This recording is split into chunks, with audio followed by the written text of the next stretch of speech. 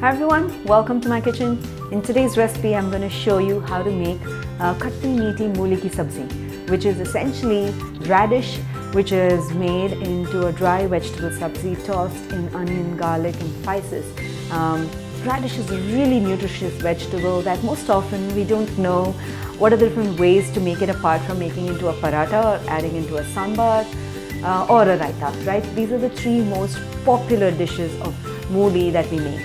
But I decided maybe I should come up with something really different, and this is how we came up with this Khatti Meethi Mooli ki Sabzi, right? And it's extremely simple. I'm going to make it in a single pot in a pressure cooker, so it doesn't take time as well.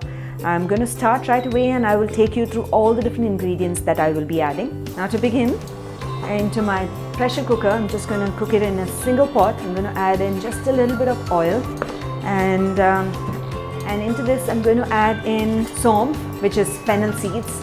Okay, I'm going to add in the ajwain. I'm going to add in the curry leaves. Okay, and give all of them a stir. I'm going to add in the dried red chilies as well. Okay, and I'll just give it a stir and stir for a few seconds until you see that the ajwain is popping and you can smell the aroma of the fennel seeds and the ajwain coming through. Okay, at this stage I'm going to add in the sliced onions, the finely chopped garlic, and I'm going to cook it until the onions become soft and tender. And you can, if you don't eat onion and garlic and you want to make it jain and not add onion and garlic, you can completely omit it as well, because the flavors of ajwain and the saum and the red chilies itself will just give a brilliant taste to this Khatti Meethi Sabzi. Because I'm going to be adding gur, which is jaggery, haldi, red chili powder, salt.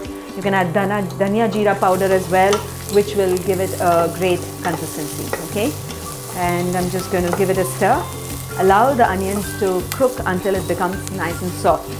You can caramelize it if you want, because it will add a great taste to the dish, but you can just make it soft as well. So now that the onions have lightly softened, they begin to start changing color.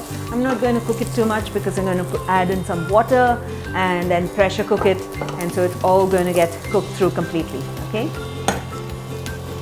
so now I'm going to add in the mooli, which I've actually cut into thin rounds. When you cut it into thin rounds, it tastes really nice. It sits well on a dish and it looks really good as well. So when you it's important that when you serve a sabzi, it needs to not just taste nice, it should look good as well, so that your family also enjoys eating it.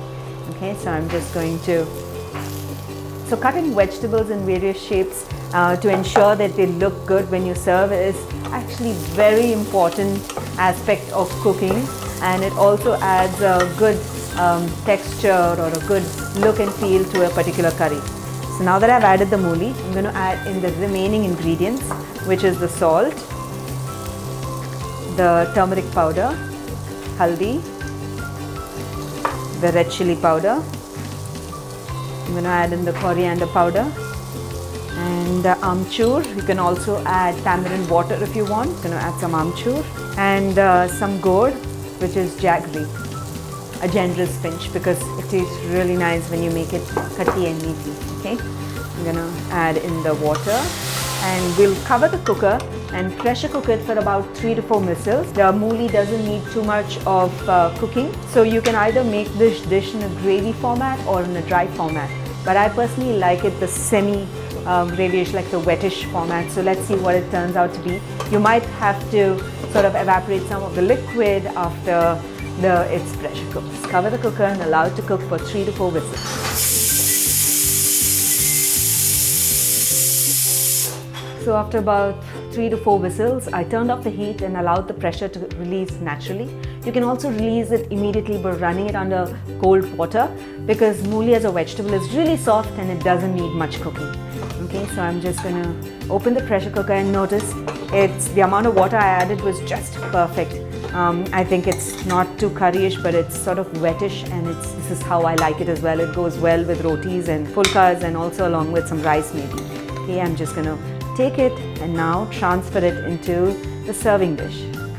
So I hope you enjoyed watching the recipe of how to make the Khatti Meethi Mooli ki sabzi or the sweet and spicy radish vegetable. It's simple, it's got the perfect blend of flavors from the fennel seeds, that is saunf and ajwain, and you must try this. When you do, don't forget to take a picture of it, add it into our comments below and tell us how you experimented with it. So until then, until next time, happy cooking and healthy eating.